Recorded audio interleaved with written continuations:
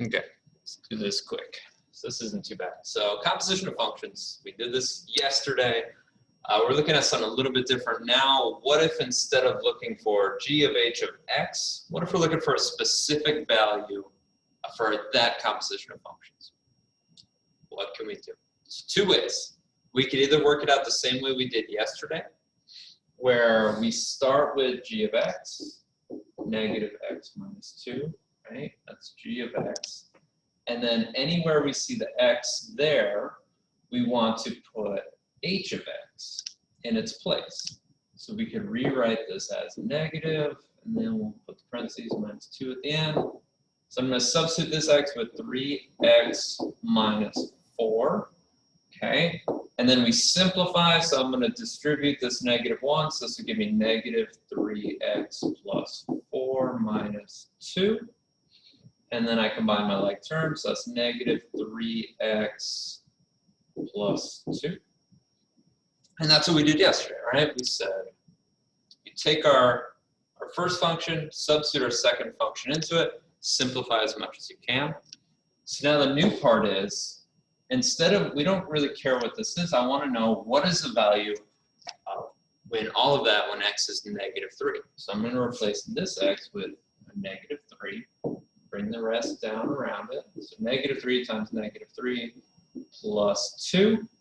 And then I do my math, so negative 3 times negative 3 is 9, 9 plus 2 is 11. So g of h of, oh, wait a minute, hold on. I don't write out the whole thing that often. G of h of negative 3 equals 11.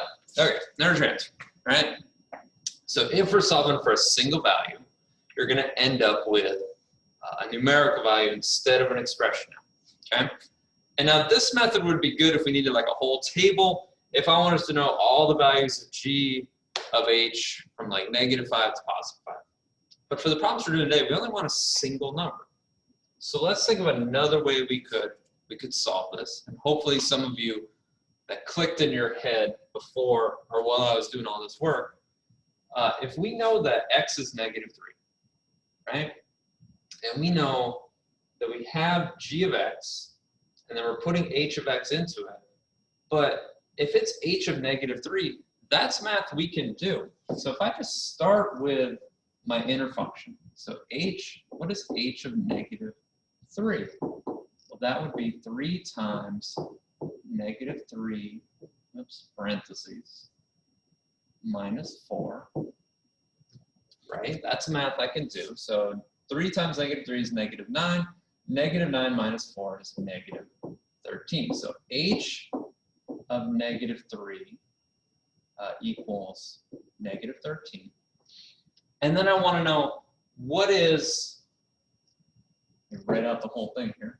I want to know what is g at that point. So g at h of negative 3, right? Or more simply, since we did the math, what is the value of g of x when x is negative 13? So then I can go back to my top function here, and I can replace that x with our negative 13. And then we just do math again. So negative 13 is positive 13. 13 minus 2 is 11. And we get the same answer that we did on the other side. Except this time I didn't have to simplify a whole bunch of expressions. I just solved my second equation, right? Our h here. And then I took that value and I put that answer into my first function, and then I solved it again, right? And that's it. That's just arithmetic. And that's not too bad. And you say, Ellis, well, why did we bother with this first way? Well, we got to practice composing functions. That's why I did it. But you should definitely use the second method for today, since all the problems we are doing today are just looking for a single value. Okay, so let's try one more. Because this one was giving some people some trouble when it was g of g of 2. So it's the same function being called twice. And I think some people are getting freaked out because like, oh, I only see one function here, all the other functions had 2. Okay, if that's giving you trouble, since it's g and g, if you really want to see 2 functions, you could always just, you know, write it down a second time. So I want to know what's g of 2. So g of 2 is equal to 2 squared. It's not a very good 2. 2 squared minus 1. Give away the answer. 2 squared minus 1, which is 3. All right. And then I want to know what is g of 2. And so this time, instead of replacing x with a 2, I'm going to replace it with this whole value of g of 2, which we said was 3. So it's going to be 3 squared minus 1. So see what we did? We just solved one function. We take the answer from that first solution and use that as our x for our second function. And then you just have to make sure their order's right. So what do we got? 3 squared minus 1. That's 8. That's it. You finished it.